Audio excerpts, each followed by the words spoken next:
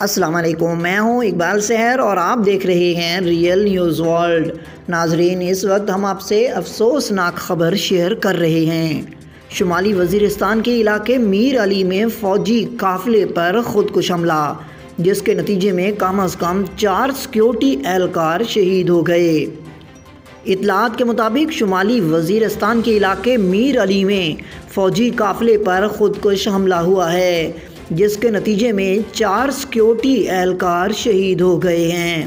پاک فوج کے شعبہ تعلقات عامہ ISPR کے مطابق خودکش حملے میں شہید ہونے والے جوانوں میں مانسہرہ کے رہائشی لانس نائک شاہ زیب عمر 22 سال، غزر کے رہائشی لانس نائک سجاد عمر 26 سال، کوہاٹ کے رہائشی سپاہی عمر 25 سال اور نارووال کے رہائشی سپاہی خرم عمر 30 سال شامل ہیں۔ ISPR کا کہنا ہے کہ انٹیلیجنس ایجنسیوں نے خودکش حملہ آور اور اس کے سہولت کاروں کی تحقیقات شروع کر دی ہیں۔